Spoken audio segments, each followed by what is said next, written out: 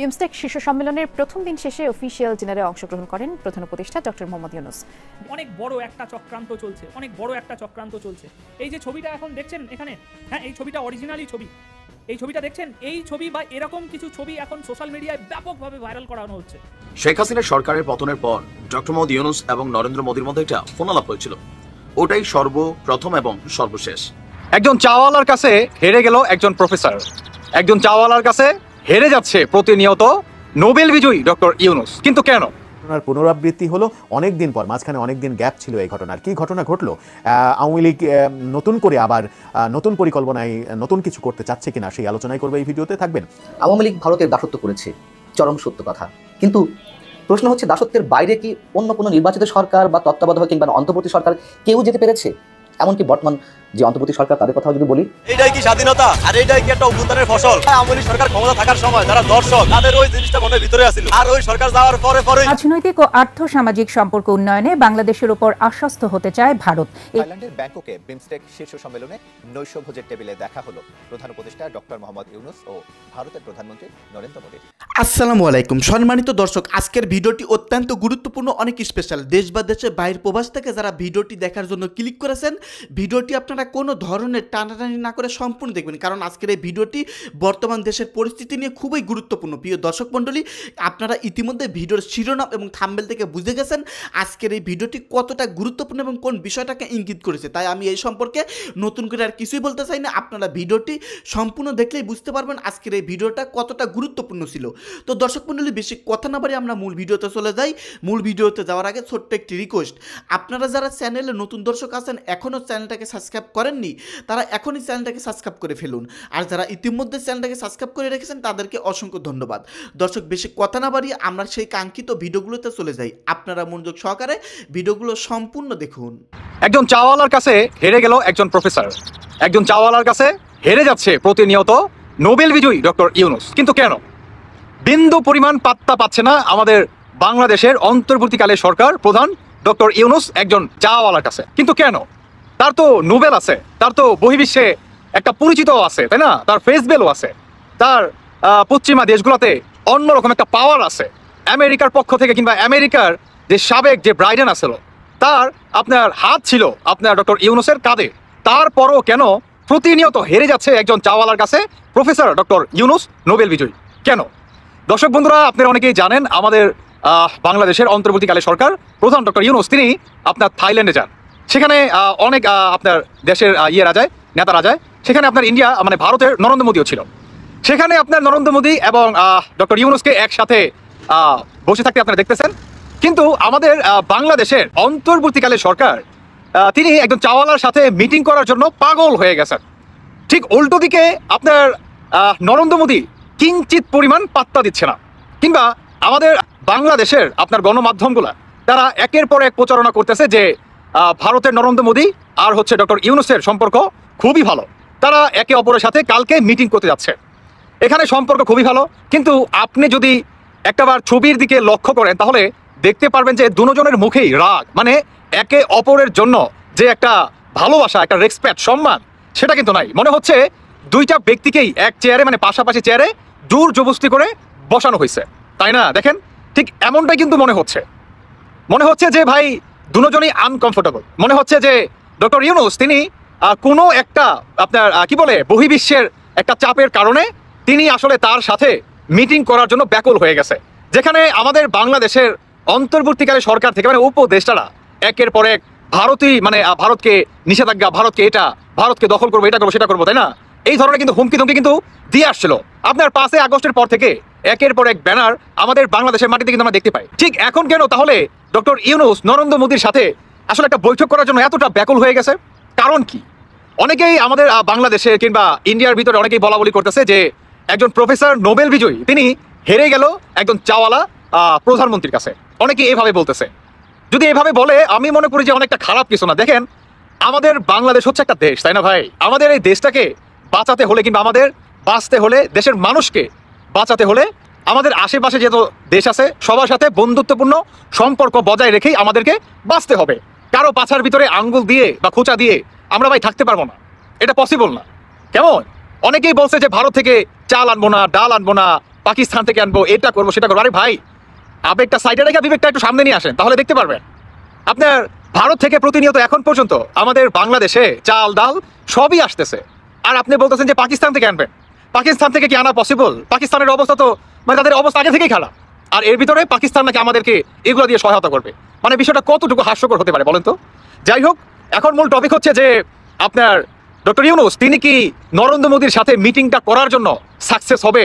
উল্টো দিকে আপনার যেখানে আমাদের বাংলাদেশের গণমাধ্যমগুলা কিংবা অন্তর্বর্তীকালে সরকারের উপদেষ্টা ডক্টর ইউনূসের পরে যে বাজার আছে, তারা একের পর এক এই ধরনের কথাবার্তা বলে যাচ্ছে যে মোদীর সাথে মিটিংটা মানে অনেকটা কনফার্ম হয়ে গেছে। কিন্তু মোদীর যে আপনার অফিসিয়াল যে পেজ কিংবা তার যে মনে করেন সহকর্মীরা আছে, তারা জানাচ্ছে যে এই ধরনের কোনো আপনার নিশ্চয়তা বা কোনো কথা দেয় নাই, কিংবা বৈঠকটা যে হচ্ছে এটাও কি অনিশ্চয়তা।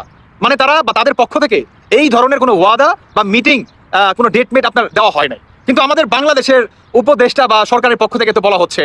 আসলে মেন কারণটা কি? ডক্টর ইউনূস তিনি হঠাৎ করে ভারতের সাথে সুসম্পর্ক কেন বজায় রাখতে চাচ্ছে, যেখানে ভারতকে প্রতিনিয়ত হুমকি ধুমকি দিচ্ছে?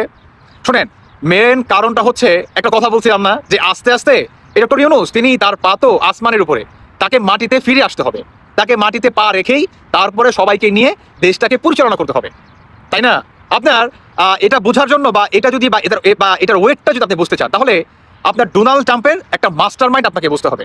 এবং ভারতের যে আরেকজন আপনার মানে খুব কাছে, তাই না, ডোনাল্ড ট্রাম্পের সরকারের একজন কমিটির আপনার সদস্য, সেটি হচ্ছে তুলসী গবাট। তুলসী গবাট কিন্তু তিনি ডোনাল্ড ট্রাম্পের খুব নিকটের একজন সদস্য, তাই না? আর এই তুলসী গবাটই এগুলো ঘটাচ্ছে এবং আপনার প্রতিনিয়ত আমেরিকা থেকে এই ধরনের চাপ সৃষ্টি করতেছে আমাদের বাংলাদেশের অন্তর্বর্তীকালে সরকারকে।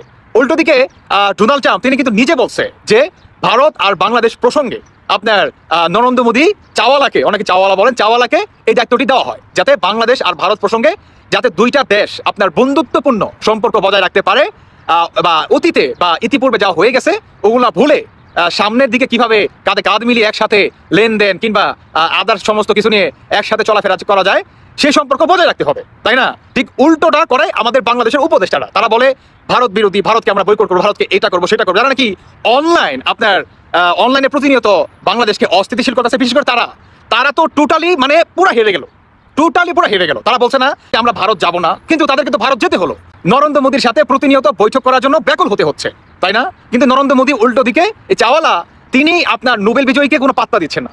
বিষয়টা কতটুকু হাস্যকর এবং তার নোবেল বিজয়ীর যে মর্যাদাটা সেটা আসলে কতটুকু নিচে নেমে আসছে আপনি কল্পনা করতে পারেন? যে একজন নোবেল বিজয়ী একজন চাওয়ালার কাছে প্রতিনিয়ত একটা মিটিং ফিক্সড করার জন্য বাংলাদেশ আর ভারতের বন্ধুত্বপূর্ণ সম্পর্ক বা আদার্স যে সমস্ত লেনদেন আছে বা বিষয় আছে ওগুলোকে ঠিকঠাক করার জন্য একটা কি মিটিং এর অত্যন্ত প্রয়োজন, যেখানে আপনার বহির্বিশ্ব থেকে আমাদের বাংলাদেশের উপরে একের পর এক এই ধরনের নিষেধাজ্ঞা জারি হচ্ছে কিংবা প্রতিনিয়ত চাপ সৃষ্টি করতেছে আমেরিকা থেকে বা আপনার আমেরিকার জাতিসংঘ থেকে। উল্টো দিকে সেই নিষেধাজ্ঞা যাতে বাংলাদেশের উপরে প্রতিনিয়ত হার্ড না হয়, যাতে অনেক না হয়, সেটার কারণেই অন্তর্বর্তীকালে সরকার ব্যাকুল হয়ে গেছে নরেন্দ্র মোদীর সাথে একটা মিটিং করার জন্য আমাদের বাংলাদেশ প্রসঙ্গে। তাহলে কি আমরা ধরে নিতে পারি না যে একজন নোবেল বিজয়ী তিনি আলটিমেটলি একজন চাওয়ালার কাছে হেরে গেলেন, তাই না? এই হারাটা কিন্তু তাকে হারতে হতো না, বা এই যে একটা সম্মানহানি, এত চারদিকে আলোচনা সমালোচনা মুখামুখি কিন্তু এই সরকারকে কিন্তু হতো না যদি তিনি শুরু থেকেই এটাকে দমিয়ে রাখতে পারতো। কাদেরকে? যারা নাকি ভারতকে আলটিমেটলি প্রতিনিয়ত হুমকি দেয়, তাই না? আমরা বলতে চাই ভাই, আমাদের বাংলাদেশটা হচ্ছে সোনার একটা দেশ। এই দেশটাকে বাঁচতে হলে আশেপাশে যত দেশ আছে সবার সাথে বন্ধুত্বপূর্ণ সম্পর্ক রেখেই আমাদেরকে বাঁচতে হবে। আমরা পাকিস্তানমুখী হতে চাই না, আমরা ভারতমুখীও হতে চাই না, আমরা হতে চাই একটা সোনার বাংলাদেশ, যেই বাংলাদেশের সাথে সম্পর্ক থাকবে পুরা বহির্বিশ্বের সাথে বন্ধুত্বপূর্ণ সম্পর্ক, যাতে একজনের সাথে মনে করেন পাশা লাগায়া আরেকজনের সাথে মনে করেন বন্দুক লাগায়া, ভাই না, এই ধরনের সম্পর্ক আমরা রাখতে চাই না। আমরা রাখতে চাই কাঁধে কাঁধ মিলিয়ে, আমরা সম্পর্ক রাখতে চাই হ্যান্ডশেক করে, তাই না? আমরা কোনো যুদ্ধ কিংবা হুমকি ধুমকি দিয়ে আমরা ক্ষমতা বা এই ধরনের সম্পর্ক থেকে আমাদের বিরত থাকতে হবে এবং আমাদেরকে সুসম্পর্ক বজায় রাখতে হবে। যাই হোক দর্শক বন্ধুরা, সেটা কালকে দেখা যাবে যে নরেন্দ্র মোদী আপনার অন্তর্বর্তীকালে সরকার ডক্টর ইউনূসকে পাত্তা দেয় কিনা মিটিং। মোদী এত কিছু হওয়ার পরও ডক্টর মোহাম্মদ ইউনূসের সাথে হাতে হাত মিলিয়ে নিল, মানে তো বন্ধুত্ব করে নিল। সত্যি আমি ভাবতে পারছি না, এরকম একটা প্রতিবেদন আপনাদের জন্য নিয়ে আসতে হবে। শেষবেশ মোদী ইউনূসের সাথে বন্ধুত্ব করে নিল। খবরে তো আমরা সেরকমই সব আভাস পাচ্ছি এবং ছবিতেও দেখতে পাচ্ছি একসঙ্গে দুই নেতা পাশাপাশি বসে রয়েছে। না, এমনটা তো হওয়ার কথা ছিল না। এবার আওয়ামী লীগের নেতাকর্মীরা কি করবে, কি নিয়ে? এই এক মোদী ভরসা নিয়েই তো তারা কোনো রকমে আশা ধরে রেখেছিল, কিন্তু সেই মোদিই যদি এই ইউনুসের সাথে হাত মিলিয়ে নেয় তাহলে এবার কি হবে? জামাত শিবিরের তো এবার পায় কে? কারণ এই এক ভারত এক মোদি, এই শক্তিটাই তো তাদেরকে এতদিন রুখে রেখেছে। যদি এই ভারত মোদি এই শক্তিটা আওয়ামী লীগের পাশে না থাকতো তাহলে তো তারা গণহত্যা চালিয়ে দিত এতদিন সারা দেশে আওয়ামী লীগের নেতাকর্মীদের উপরে। কিন্তু এবার কি হবে? দর্শক সাবধান সাবধান, আমি ভালো করে আমার কথা শুনুন। আমি সকাল থেকে ফলো করছি কিন্তু এই পুরো ঘটনাক্রমটা। সুতরাং এই ভিডিওতে যে বিষয়গুলো বলছি খুব মনোযোগ দিয়ে শুনুন। অনেক বড় একটা চক্রান্ত চলছে। এই যে ছবিটা এখন দেখছেন এখানে, হ্যাঁ এই ছবিটা অরিজিনালি ছবি। এই ছবিটা দেখছেন, এই ছবি বা এরকম কিছু ছবি এখন সোশ্যাল মিডিয়ায় ব্যাপকভাবে ভাইরাল করানো হচ্ছে, ইউনুস মিডিয়া দ্বারা ব্যাপকভাবে ভাইরাল করানো হচ্ছে এবং এরকম একটা ন্যারেটিভ গড়ার চেষ্টা হচ্ছে যে ইউনুস মোদির মধ্যে বন্ধুত্ব হয়ে গিয়েছে। কিন্তু আসল কথা কিন্তু বিষয়টা সেরকম নয়। আমি আজ সকাল থেকে ইউনুস নিয়ন্ত্রিত মিডিয়াকে খুব ভালোভাবে ফলো করে আসছি, বিশেষ করে এই বিমস্টেকের সম্মেলনের এই বিষয়টা নিয়ে। আজ সকালে ইউনুস যখন বাংলাদেশ ছাড়ছে তখনও পর্যন্ত বলা হচ্ছে, কনফার্ম করা হয়েছে, এই সমস্ত রিপোর্ট নিয়ে আমি কাল আসছি পুরো ইউনুস মিডিয়াটাকে এক্সপোজ করার জন্য। যত সময় না কনফার্ম এই শীর্ষ সম্মেলনটা শেষ হচ্ছে তত সময় ওই ভিডিওটা আমি নিয়ে আসবো না, কারণ তথ্য সহকারে সব এক্সপোজ করা দরকার। তো সুতরাং এই ঘটনাক্রমটা আগে শেষ হোক, তারপর ওই ভিডিওটা আসবে। এখন ব্যাপার হচ্ছে, ইউনুস বিমানে ওঠা পর্যন্ত দাবি করা হয়েছে যে ইউনুস মোদির বৈঠক হচ্ছে, নিশ্চিত করে দেওয়া হয়েছে। কিন্তু এখানে অনেক বড় একটা প্রপাগেন্ডা চলছে। দর্শক এই ছবিটা দেখিয়ে এখন সোশ্যাল মিডিয়ায় এই ন্যারেটিভ তৈরি করা হচ্ছে এবং আপনাদেরকে ব্যাপকভাবে ভয় পাইয়ে দেওয়ার চেষ্টা চলছে। এখন এত শর্ট টাইমের মধ্যে আমার এই ছোট মস্তিষ্কে ঢুকছে না, হঠাৎ করে ইউনুস এরকম একটা ম্যাটিকুলাস পরিকল্পনা কেন শুরু করলো, কেন এরকম একটা মিথ্যে প্রপাগেন্ডা তার মিডিয়া সেল এখন চালাচ্ছে। এই ছবিটাই ভালো করে দেখুন। এই ছবিটাতে মোদি বসে আছে, ইউনুস বসে আছে এবং ওই পাশে নেপালের পিএম বসে রয়েছে, নেপালের পিএম কেপি শর্মা বসে রয়েছে। এই ছবিটা দেখিয়ে এখন আপনাদেরকে বোঝানোর চেষ্টা করা হচ্ছে যে মোদি ইউনুসের মধ্যে যা বিরোধ ছিল সেই সব বিরোধ মিটে গিয়েছে, এইবার বৈঠক হবে, এইবার বন্ধুত্ব হবে। কিন্তু আসল কথা, এই ছবিটাকে ভালো করে লক্ষ্য করুন। মোদির মুখটা দেখুন এরকম গম্ভীর, ইউনুসের মুখটা দেখুন খুব হতাশায় রয়েছে, মানে বিশাল একটা দুশ্চিন্তায় রয়েছে। এবং তার থেকেও গুরুত্বপূর্ণ, পাশে নেপালের পিএমের মুখভঙ্গিটা একটু দেখুন, মানে দুই নেতাকে কোনো রকমভাবে জবরদস্তি এখানে বসিয়ে দেওয়া হয়েছে। আর এই ছবিটি হচ্ছে আপনার আজকে ব্যাংককে এই বিমস্টেক শীর্ষ সম্মেলনের আনুষ্ঠানিক নৈশভোজের ছবি। এখন ইউনুসের মিডিয়া তো পুরো পাগলা হয়ে গিয়েছে এবং ইউনুস প্রশাসনও পুরো পাগলা হয়ে গিয়েছে মোদির সাথে একটা বৈঠক করার জন্য। কেন পাগলা হয়ে গিয়েছে এই শব্দটা আমি প্রয়োগ করলাম সেটা কালকের ভিডিওতে আমি স্পষ্ট করে আপনাদের সামনে উপস্থাপন করব যে কতটা মরিয়া হয়ে রয়েছে একটা বৈঠকের জন্য।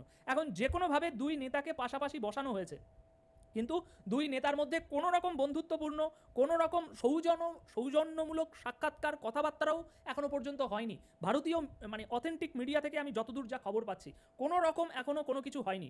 এবং এই ছবিটা থেকে আমরা স্পষ্ট যে এই তিনজন যেখানে বসে আছে বা এই চেয়ারের এই কোণাটা কতটা গম্ভীর দেখুন ভালো করে। এরকম একটা শীর্ষ সম্মেলন যেখানে সব রাষ্ট্রীয় নেতারা হাসি খুশিভাবে নিজেদের ভাব বিনিময় করবে, কিন্তু এই দুই নেতা, একজন এরকম গম্ভীরভাবে বসে আছে মোদি, আর একজন তার পাশে রাষ্ট্রনেতা, সে খুব মুখটা দেখেই বোঝা যাচ্ছে খুব একটা হতাশার সাথে বসে আছে। এবং অপর আর এক রাষ্ট্রনেতা, সে এরকম চোখ মোটা মোটা করে দেখছে যেখানে হচ্ছেটা কি। নেপালের পিএমের মুখটা শুধু একটু দেখুন, এটা দেখলেই বোঝা যাচ্ছে যেখানে একটা গম্ভীর সিচুয়েশন হয়ে গিয়েছে এবং কোনোভাবে দুই রাষ্ট্রনেতাকে বসিয়ে দেওয়া হয়েছে। মোদি হয়তো এতে সম্মতি ছিল না, কিন্তু যে কোনোভাবে তাকে বসতে হয়েছে এবং পরিস্থিতিটা এতটাই গম্ভীর যে আর এক রাষ্ট্রনেতাকে তাকিয়ে দেখতে হচ্ছে যে কী হচ্ছে এখানে। ঠিক আছে, তো এই ছবিটা দেখিয়ে এখন সোশ্যাল মিডিয়াতে ব্যাপকভাবে ভাইরাল করানো হচ্ছে। কিন্তু এখানে আরেকটা তথ্য আপনাদেরকে আজকে দিয়ে রাখি। আজকে মোদি ভারতীয় এয়ারলাইন্সে ওঠার আগে আপনার ওনার এক্স হ্যান্ডেলে যে আপনার আপডেট দিয়ে গিয়েছে, সেই আপডেট অনুযায়ী আমরা কিন্তু কোথাও মোহাম্মদ ইউনুসের সাথে বৈঠকের কোনো প্রসঙ্গ খুঁজে পাচ্ছি না। কারণ মোদি আজকে বৃহস্পতিবার সকালে ব্যাংককে রওনা দেওয়ার আগে তিনি যা পোস্টে যে তথ্যগুলো দিয়েছে সেগুলো হচ্ছে, তিনি বলছে যে আমি আগামী 3 দিন থাইল্যান্ড এবং শ্রীলঙ্কা সফরে থাকবো। আচ্ছা, তারপরে বলছে আমি থাইল্যান্ডের প্রধানমন্ত্রীর সাথে একটা বৈঠক করব, তারপরে বলছে থাইল্যান্ডের রাজার সাথে আমি দেখা করব, তারপরে বলা হচ্ছে যে শ্রীলঙ্কার সফরে আমি চলে যাব, ওখানে 4 থেকে 6 তারিখ 2 দিন পর্যন্ত ওখানে থাকবো। এই মানে এটা আমি শর্টে দিলাম, এরকমভাবে পুরো ডিটেলসটা দেওয়া হয়েছে। কিন্তু গুরুত্বপূর্ণ বিষয়, মোদি যখন আজকে তার দেশ ত্যাগ করেছে এবং দেশবাসীর জন্য এই বিমস্টেক শীর্ষ সম্মেলনের যে তথ্য তিনি শেয়ার করে গিয়েছে, সেই আজ সকাল পর্যন্ত তার দেওয়া এই তথ্যে কোথাও কিন্তু বাংলাদেশ বা ইউনুসের নাম উঠে আসেনি, কিন্তু তা বাদে থাইল্যান্ডের রাজা, পিএম, শ্রীলঙ্কা সফর এবং আরও যেসব ওনার কার্যক্রম রয়েছে সেই সমস্ত কিছু উল্লেখ করা হয়েছে।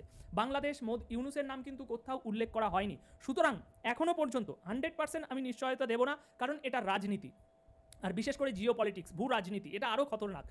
এক সেকেন্ডের মধ্যে সমস্ত কিছু পরিবর্তন হয়ে যায়। সালাম আলাইকুম। আজকের দিনের নেট দুনিয়ার সবচেয়ে শীর্ষ ভাইরাল ছবি হচ্ছে বিশেষ করে সাউথ এশিয়া ব্লকে আমার মনে হয় যে এই ছবিটা যেটা আপনারা দেখছেন। শেখ হাসিনা সরকারের পতনের পর ডক্টর মোহাম্মদ ইউনূস এবং নরেন্দ্র মোদীর মধ্যে একটা ফোন আলাপ হয়েছিল। ওটাই সর্বপ্রথম এবং সর্বশেষ। এরপরে সরকারের বিভিন্ন সিদ্ধান্তে ভারত এবং বাংলাদেশের মধ্যে বা বাংলাদেশের জনগণের বিভিন্ন রকম অবস্থানের কারণে দুই দেশের মধ্যে সম্পর্ক তলানিতে চলে গেছে। তবে ব্যবসা বাণিজ্য, এক্সপোর্ট ইম্পোর্ট এগুলোতে কোনো রকম ইফেক্ট পড়ে নাই, শুধুমাত্র দর্শনার্থীরা যারা ভারত যেত তাদের অংশটা ছাড়া।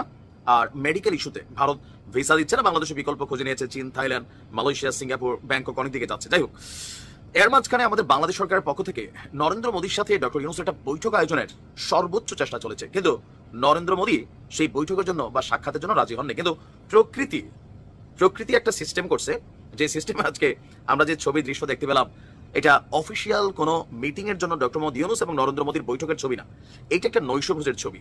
কারণ আপনারা সকলে জানেন বিমস্টেক আমাদের সাউথ এশিয়ার বেশ কয়েকটা রাষ্ট্র নিয়ে একটা গঠিত আলাদা সংগঠন। তো এই বিমস্টেকের শীর্ষ সম্মেলনের অনুষ্ঠানে আজকে নৈশভোজে যোগ দিয়েছেন প্রধান উপদেষ্টা ডক্টর মোহাম্মদ ইউনূস, আর তার পাশের টেবিলেই আমরা দেখেছি ভারতের প্রধানমন্ত্রী নরেন্দ্র মোদী। তবে দুইজনের চেহারার মধ্যে ওইরকম হাসি খুশি উজ্জ্বলতা ছিল না, মাথার মধ্যে দুইজনের হয়তো দুই রকম চিন্তা ঘুরছিল। তবে হাই হেলোটা ছিল, যেহেতু নৈশভোজের ইস্যু। সন্ধ্যায় থাইল্যান্ডের ব্যাংককের একটি হোটেলে এই নৈশভোজের আয়োজন করা হয়। এ সময় ডক্টর ইউনূস নৈশভোজে থাইল্যান্ডের প্রধানমন্ত্রী পেতংতান সিনাওয়াত্রার সঙ্গেও ছবি তোলেন। আর বলা হয়েছে যে ব্যাংককের একটি হোটেল থেকে আমাদের যাই হোক। আর এখানে মোটামুটি যে বাকি পরিবেশটা ছিল এটাও পজিটিভ।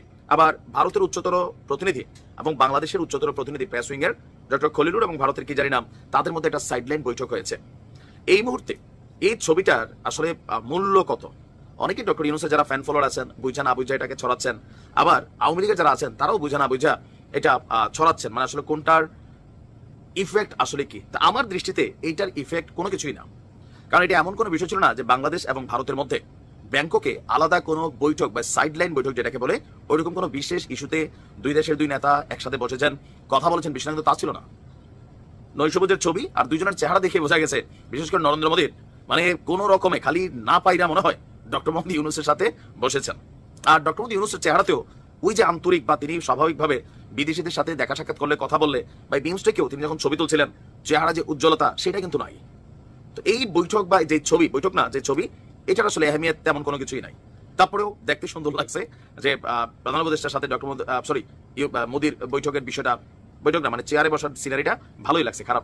সম্মানিত দর্শক, আশা করতেছি ভিডিওগুলো আপনারা সম্পূর্ণ মনোযোগ সহকারে শুনেছেন এবং দেখেছেন। আশা করতেছি ভিডিওটি আপনাদের কাছে ভালো লেগেছে। প্রিয় দর্শক, এই সম্পর্কে নতুন করে আর কিছুই বলার নেই, কারণ আপনারা ইতিমধ্যে ভিডিওর প্রতিবেদন সমস্ত কিছু দেখে ফেলেছেন। তাছাড়া বর্তমান দেশের পরিস্থিতি সম্পর্কে আপনারা সকলেই অবগত আছেন।